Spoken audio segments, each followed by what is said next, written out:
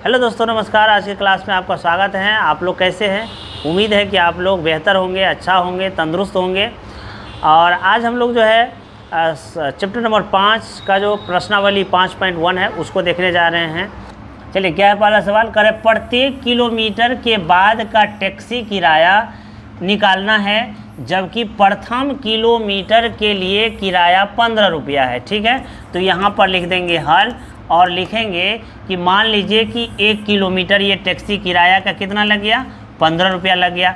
1 kilometre का आपको लगना ही है 15 रुपया। ठीक है, चाहे आप यहाँ पर उतर जाइए, यहाँ पर उतरिए, यहाँ पर उतरिए, कहीं पर उतरिएगा, ये फिक्स है आपको 15 रुपया। ठीक है, इसके बाद अगर मान लीजिए कि यहाँ पर आप उतर गए, 1 किलोमीटर आप गए, उतर गए तो 15 रुपया। लेकिन 1 किलोमीटर के बाद अगर जाते हैं 1 किलोमीटर और, तो आपको 8 रुपया बढ़ जाएगा। ठीक है, फिर 1 किलोमीटर जाते हैं तो 8 रुपया बढ़ जाएगा, फिर 1 किलोमीटर जाते हैं फिर 8 रुपया क्या होगा? बढ़ जाएगा।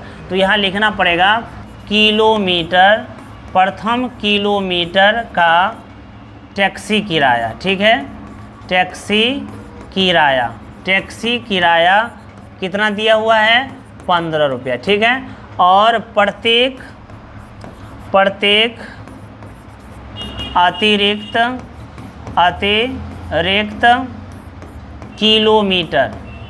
किलोमीटर का टैक्सी किराया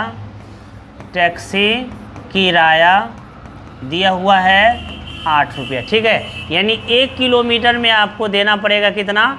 15 रुपया। उसके बाद 8 रुपया जुड़ेगा। मान लो 1 किलोमीटर से 2 किलोमीटर में गए तो 15 रुपया ये हो गया, 8 रुपया और जुड़ जाएगा। ठीक है, फिर 3 किलोमीटर गए। ठीक है, तो 1 किलोमीटर का 15 रुपया, दूसरा किलोमीटर का 15 में 8 जुड़ जाएगा, फिर अगले तीसरा किलोमीटर में 8 जुड़ जाएगा। इस तरह से आपको 68 रुपया प्रत्येक किलोमीटर में बढ़ते जाएगा। ठीक है, तो मान लेते हैं कि पहला किलोमीटर में कितना हो गया? पहला 1 किलोमीटर में 15 रुपया, दूसरा अगर अतिरिक्त जाएंगे तो कितना होगा? 15 + 8, फिर क्या होगा? 15 + 8 + 8। ठीक है, उसके बाद हो जाएगा 15 + 8 + 8 + 8, यानी इस तरह से होते जाएगा। यानी आ जाएगा 15, ये आ जाएगा आपको कितना? 15 + 8, और उसके बाद 15 + 2 × 8। ठीक है, और ये हो जाएगा 15 + 3 × 8। इस तरह से आप आगे जाते जाएंगे तो 15 + 4 × 8 हो जाएगा। ठीक है, इस तरह से टैक्सी किराया आपको बढ़ते जाएगा। ठीक है, यानी 15 और ये 15 8 कितना हो गया? 23। उसके बाद आगे 15 और ये हो जाएगा 16, तो ये हो जाएगा 31 रुपया। इस तरह से ये बढ़ते जाएगा, यानी ये एपी में है। कैसे? आप इसको अगर सर्वांतर निकालते हैं, अगर आप सर्वांतर निकालते हैं तो दूसरा में से पहला पद घटाएंगे तो दूसरा पद कितना है? 23। अब पहला पद कितना है? 15, तो कितना आ जाएगा? 8। फिर आप सर्वांतर अगर ये दोनों में निकालते हैं तो तीसरा पद है 31 और दूसरा पद है 23, कितना हो जाएगा? 8। यानी सर्वांतर बराबर आ रहा है, यानी ये एपी में है। ठीक है, इस तरह से लिख देंगे। अब यहाँ पर लिख देंगे क्योंकि सारवंतर, दो पदों का सारवंतर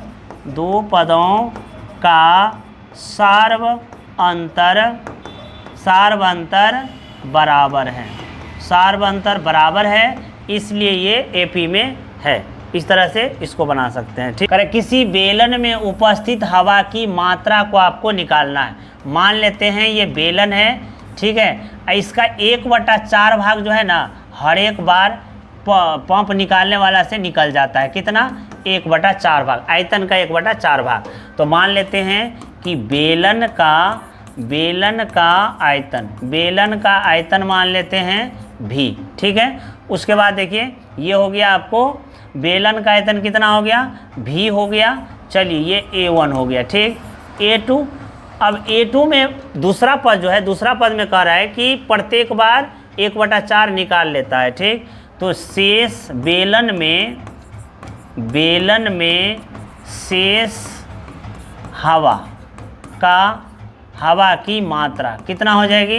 तो भी, पहले भी था, उसमें से जो आयतन था उसका 1/4 भाग निकाल लिया, तो कितना हो जाएगा? भी माइनस भी का कितना हो जाएगा 4, इसको एलसीएम लेंगे 4, तो ये 4v माइनस v का 4 एकान 4, तो v तो हो जाएगा 3v/4। ये हो गया आपको बेलन में शेष हवा की मात्रा जब 1/4 निकल गया तब। अब तीसरा पद देखिए, फिर बेलन में शेष हवा की मात्रा जब आप निकाल लीजिए दूसरा बेल, तो बेलन में बचा हुआ है 3v/4 हवा की मात्रा, उसमें से आयतन का यानी कि 3v/4 जो बच गया है उसका 1/4 भाग फिर निकल जाता है, तो कितना होगा 3v/4 माइनस 3v/4 चौका 16, एलसीएम लेंगे 16, तो कितना हो जाएगा ये 4 चौका 16, तो 4 तिया 12v और माइनस 3v, तो कितना होगा 9v/16। ठीक है, तो यहाँ पर देखिए कि a1 है v, a2 दूसरा पद है 3/4, तीसरा पद है 9v/16। अब हम यहाँ पर सार्वंतर निकाल लेते हैं, दूसरा पद माइनस पहला पद। ठीक है, तो दूसरा पद कितना है, दूसरा पद है 3v/4, पहला पद है v, इसको एलसीएम लेंगे 4, तो ये हो जाएगा 4 एकान 4, 3v, 1 चौका 4, तो 4v, ये हो जाएगा माइनस v/4। अब फिर से एक बार और सर्वांतर निकाल लीजिए, तीसरा पद और माइनस दूसरा पद, तो तीसरा पद कितना है 9v/16 और माइनस दूसरा पद कितना है 3v/4। ठीक है, अब इसको एलसीएम लीजिएगा तो 16 का 16 यानी 9v माइनस 4 चौको 16, तो 4 तिया 12v, ये हो जाएगा आपको माइनस 3v/16 हो जाएगा। ठीक है, अब देखिए यहाँ सर्वांतर बराबर नहीं आ रहा है, यहाँ आ जा रहा है माइनस v/4, यहाँ आ जा रहा है आपको माइनस 3v/4 आ जा रहा है, यानी कि जो सर्वांतर है माइनस v/4, वो बराबर नहीं है माइनस 3/16 के, इसलिए ये एपी में नहीं है। यहाँ पर लिख देंगे एपी में नहीं है, ये नहीं है, अतः क्योंकि नहीं है, क्योंकि सार्वंतर बराबर नहीं है, बराबर में नहीं है, इसलिए ये एपी में नहीं है। ठीक है, सार्वंतर बराबर नहीं है इसलिए ये एपी में नहीं है। चलिए आगे करें, प्रत्येक मीटर की खुदाई के बाद एक कुआं खोदने में आई लागत आपको निकालना है। प्रत्येक मीटर खुदाई यानी 1 मीटर खुदाई के बाद कुआं खोदने में जो लागत है वो निकालना है। अब प्रथम मीटर की खुदाई में लागत आपको दिया हुआ है। प्रथम 1 मीटर खुदाई की लागत आपको देल है कितना 150, और बाद में प्रत्येक मीटर यानी 1 मीटर के अतिरिक्त प्रथम 1 मीटर के अतिरिक्त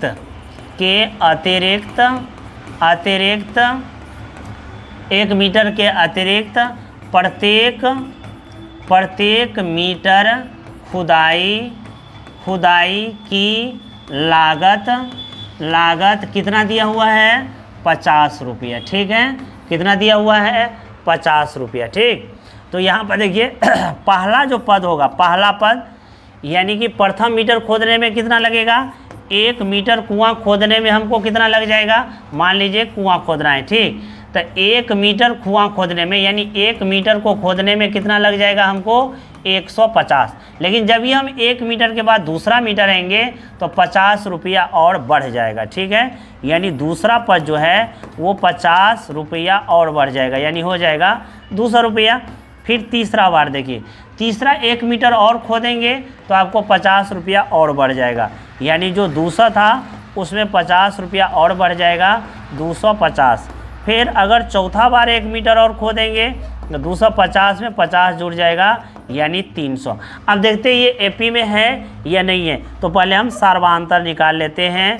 दूसरा में से पहला को घटा देते हैं, यानी 200 में से 150 को घटाते हैं, कितना आया 50। फिर तीसरा पद में से दूसरा को घटाते हैं, तीसरा पद है 250 माइनस 200 कितना आया 50, यानी सार्वंतर बराबर है, इसलिए ये पी में है। लिखेंगे हाँ एपी में है, क्योंकि सार्वंतर बराबर है, सार्वंतर बराबर है, इसलिए ये पद एपी में है। खाते में प्रत्येक वर्ष का मिश्रधन निकालना है, मिश्रधन, जबकि 10,000 रुपये की राशि 8% वार्षिक ब्याज की दर से चक्रवृद्धि ब्याज पर जमा की जाती है। ठीक है, सबसे पहले तो आप जानिए कि मिश्रधन बराबर क्या होता है। तो मिश्रधन बराबर होता है मूलधन इंटू 1 प्लस दर बटा 100 टू दी पावर समय।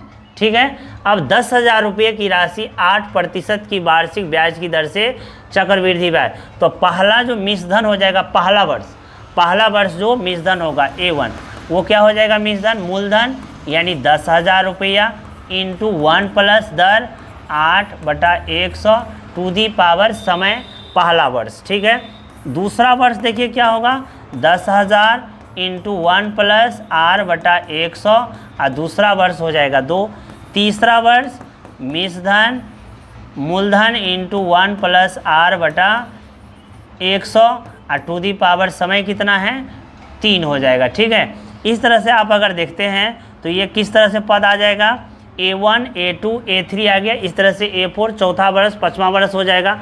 अब देखते हैं कि ये एपी में है या नहीं है, तो पहले सर्वांतर निकाल लेंगे दूसरा पद में से पहला पद।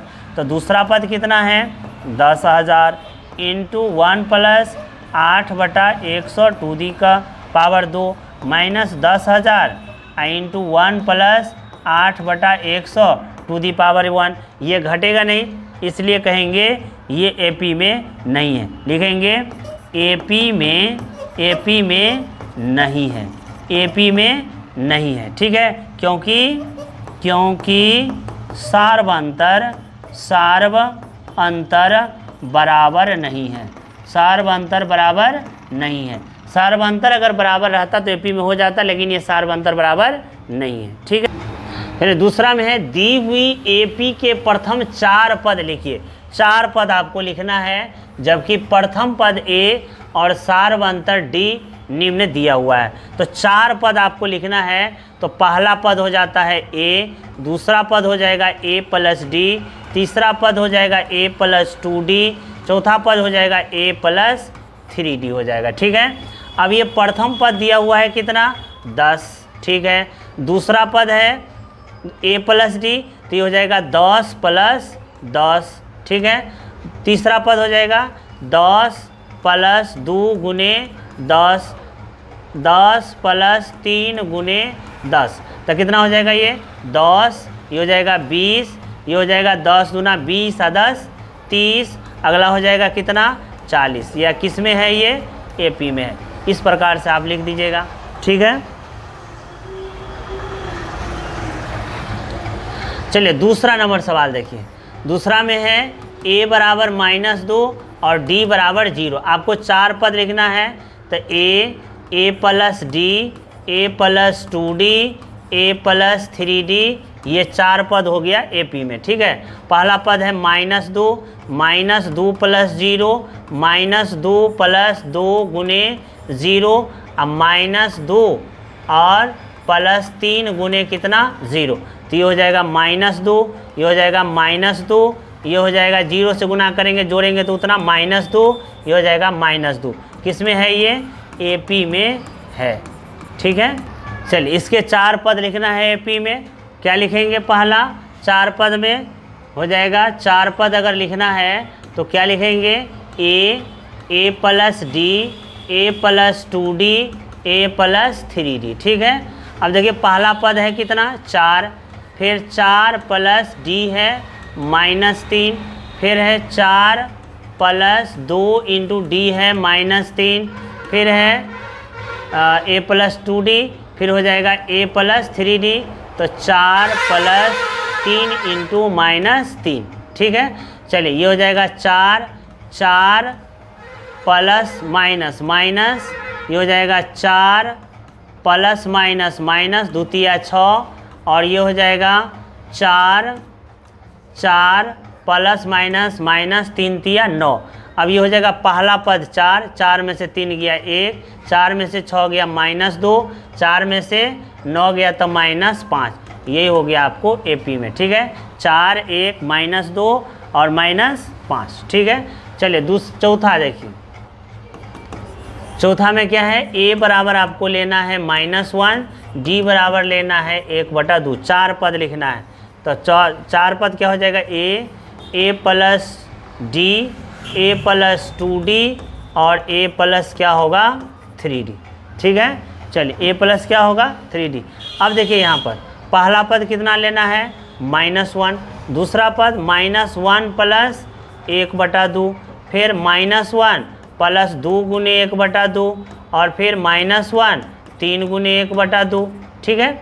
चलिए ये हो जाएगा -2, इसको अगर भिन्न जोड़ करिएगा तो ये आ जाएगा आपको -2 और 1, तो ये हो जाएगा -1/2।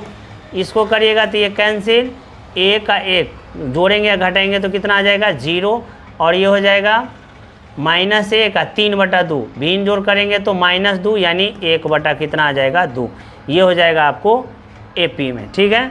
चलिए इसमें कह रहे हैं AP में A बराबर है -1.25 और D बराबर -0.25। अब इसके 4 पद लिखना है। पहला पद लिख देंगे कितना, पहला पद लिखेंगे A plus D, A plus 2D, A plus क्या है 3D, ठीक है। पहला पद कितना है -1.25, दूसरा -1.25 प्लस -0.25, ठीक है। फिर लिखेंगे कितना -1.25 प्लस 2 गुने -0.25, A -1.25 और प्लस 3 गुने -0.25, ठीक है। इस तरह से लिख देंगे। अब देखिए यहाँ -1.25 माइनस प्लस माइनस -0.25, ठीक है।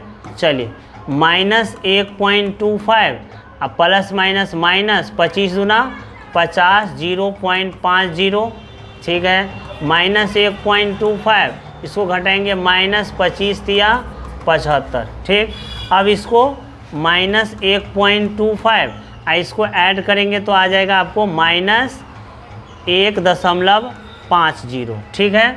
चलिए कॉमा, इसको अगर ऐड करेंगे तो कितना आएगा -1.75, ठीक है। इसको अगर ऐड करेंगे तो माइनस आ जाएगा आपको 2.00। ये हो गया आपको AP में प्रथम 4 पद हो गया। कह रहे हैं निम्नलिखित में प्रत्येक AP के लिए प्रथम पद तथा सार्वंतर लिखिए, ठीक है। तो प्रथम पद मतलब पहला पद, तो इसका पहला पद कितना है 3 है, ठीक है। और सर्वांतर अगर लिखना है तो सर्वांतर होता है दूसरा में से पहला को घटाते हैं, तो दूसरा 1 है अब पहला 3 है, कितना होगा -2। इसमें देखिए अगर पहला पद कहेगा तो -5 लिखेंगे, अगर सर्वांतर कहेगा तो दूसरा में से पहला को घटाएंगे, ठीक। तो -1 माइनस माइनस प्लस, ये कितना हो जाएगा 4। चलिए देखिए इसमें अगर कहेगा पहला पद तो पहला पद कितना होगा 1/3, और अगर सर्वांतर कहेगा तो दूसरा में से पहला को घटाएंगे यानी 5/3 में से 1/3 घटाएंगे, ठीक। तो ये हो जाएगा 4, 5 -1 यानी हो जाएगा 4/3, सर्वांतर निकल गया। इसमें देखिए अगर पहला पद कहता है तो 0.6, अगर सर्वांतर कहता है तो दूसरा में से पहला को 1.7 में से 0.6 घटाएंगे 1.1 आ जाएगा। चलिए चौथा है निम्नलिखित में से कौन AP में है, यदि कोई AP में है तो इसका सार्वंतर ज्ञात कीजिए और इनके 3 और पद लिखिए, ठीक है। तो पहले चेक करते हैं कि कौन AP में है कौन AP में नहीं है, ठीक है। तो सबसे पहले चेक करने के लिए आपको सार्वंतर निकालना पड़ेगा। चलिए सार्वंतर निकालते हैं। इसका क्या होगा D बराबर होगा दूसरा में से पहला को घटाएंगे तो 2, फिर तीसरा में से दूसरा को घटाएंगे कितना आया 4। देखिए यहाँ पर सार्वंतर बराबर नहीं है यानी 2 बराबर 4 नहीं है, अतः 2,4,8,16 16 AP में नहीं है, AP में नहीं है। चलिए दूसरा चेक करते हैं।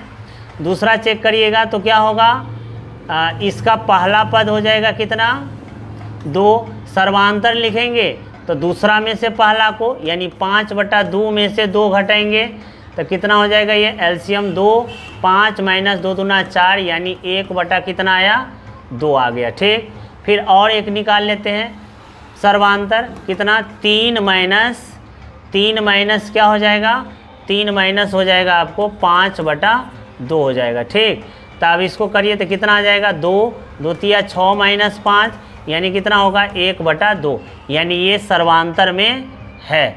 सर्वांतर में क्या है, ये है, ये सर्वांतर में नहीं है, इसका सर्वांतर बराबर आ रहा है यानी 1/2 1/2 के बराबर है, यानी ये AP में है। यहाँ लिख देंगे 2 5/2 3 7/2 AP में है। तब करें 3 पद और लिखिए। 3 पद और लिखने के लिए आपको कितना जोड़ना पड़ेगा 1/2 यानी 2 5/2 3 7/2, आगे 7/2 में जोड़ देंगे कितना 1/2। ठीक है, 7/2 में जोड़ देंगे 2 × 1/2। ठीक है, और फिर 7/2 में जोड़ देंगे 3 × 1/2 जोड़ देंगे तो हो जाएगा 3 पद, यानी 2 5/2 3 7/2, ये हो जाएगा आपको 7 × 1 8/2 यानी कितना हो जाएगा 4। इसको करेंगे तो कितना आएगा, यह हो जाएगा 1.7/2 यानी 7 × 3 10 यानी 1.7/2, तो 7 2 1 2 7 2 9 कितना हो जाएगा 2, आगे हो जाएगा 5। ठीक है, ये कितना हो जाएगा 7/2 और इधर हो जाएगा आपको 3/2, 7 3 10/2 कितना हो जाएगा 5, यानी ये 3 जो एक्स्ट्रा आपको निकल गया, यही निकल गया आपको 3 और पद निकल गया। ठीक है, चलिए पहला चेक करते हैं कि ये समांतर श्रेणी में है कि नहीं। तो पहले सर्वांतर निकालेंगे, दूसरा में से घटाएंगे क्या पहला को। ठीक है, -3.2 माइनस प्लस 1.2, अब इसको घटाइएगा तो आ जाएगा 0, 3 में से गया 2 यानी माइनस कितना आ गया 2.0। अब इसको एक बार और घटाते हैं तीसरा में से, यानी -5.2 घटे -3.2 तो कितना आ जाएगा, ये हो जाएगा -5.2 माइनस प्लस 3.2। अब घटाइए इसको 0, ये हो जाएगा -2.0। ठीक है, यानी कि ये सर्वांतर में है, मतलब ये AP में है। AP में अगर है तो और आपको 3 पद लिखना है। पहले है -1.2 -3.2 -5.2 -7.2 और -2 आपको जोड़ना है। ये जो सर्वांतर आया ये जोड़ना है, तो 7 और 2 कितना होगा -9.2, फिर 9 में 2 जोड़ना है -11.2, फिर 2 जोड़ना है -13.2, यही हो गया आपको AP में। ठीक है, चलिए इसमें देखिए अगर इसको निकालना रहेगा तो क्या सर्वांतर निकाल लेंगे, -6 यानी दूसरा में से पहला को घटाएंगे तो कितना होगा -6 प्लस 10 यानी 4 आया। फिर इसमें से इसको घटाइए, सर्वांतर में तीसरा में से दूसरा को घटा दिए तो -2 माइनस प्लस यानी 4, यानी ये सर्वांतर बराबर है यानी AP में है। अगर ये AP में है, AP में क्या है अगर AP में है तो 3 पद और लिखिए तो क्या होगा 10 -6 -2 2 और कितना जोड़ना है 4, तो 4 इसमें जोड़ दीजिएगा 2 में तो हो जाएगा 6 6 में 4 10 10 में 4 14, ये AP में आ जाएगा। चलिए इसको पहले देखते हैं कि ये AP में है कि नहीं। सर्वांतर निकालिए, 3 + √2 माइनस पहला पद 3 घटाएंगे तो ये कैंसिल, कितना आ गया √2।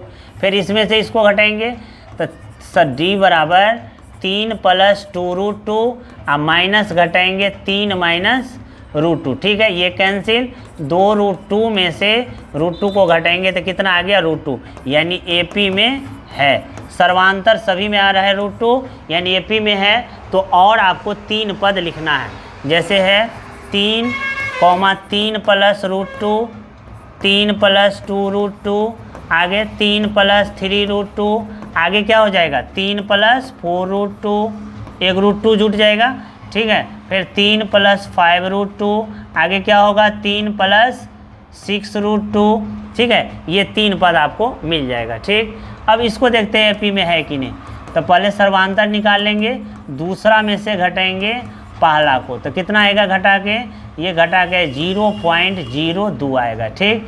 फिर इसमें से इसको घटाते हैं, तीसरा में से दूसरा को घटाते हैं, तो ये आ जाएगा आपको 0.002।